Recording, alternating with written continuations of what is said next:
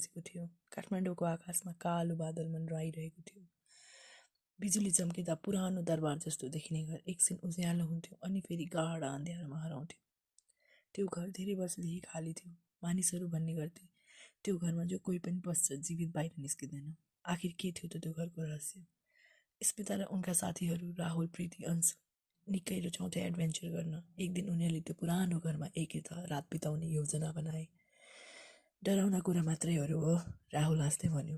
भूत प्रेत केही पनि हुँदैन।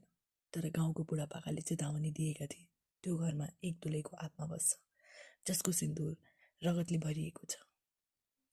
तैपनि तिनीहरूले यो कुरा मानेनन् अनि त्यो घरमा एक रात बिताउन पुगे। रातको 1 बज्दै थियो। घरभित्र चिसो हावा बग्न थाल्यो। सबै झ्याल बन्द थिए, तर पर्दा आफै हल्लिरहेका थिए।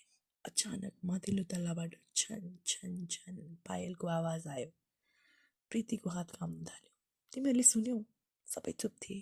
फेरि आवाज आयो, यसबाट अझै नजिकबाट। राहुल साहस देखाउँदै माथि गयो। उनीहरू पनि पछि लागे। माथिल्लो कोठाको ढोका आधा खुल्दै थियो। भित्र पुरानो ऐना थियो, धुलोले ढाकिएको। अचानक ऐनामा एउटा आकृति देखियो। रातो साडी, लामो कपाल, अनुहार छोपिएको, निधारभरि गाढा रातो सिन्दुर।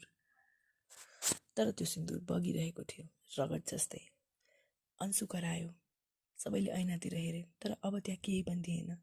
हामीलाई भ्रम भयो, राहुलले भन्यो, तर उसको स्वर काँपिरहेको थियो। त्यही बेला भित्ताभरि रगतले लेखिएको जस्तो देखियो, मलाई न्याय दे। प्रीति त्यो हेरेर बेहोस भई। तलबाट ढोका आफै बन्द भयो। घरभित्र उनीहरू थुनिए। स्मिताले गाउँलेबाट सुनेको थिए,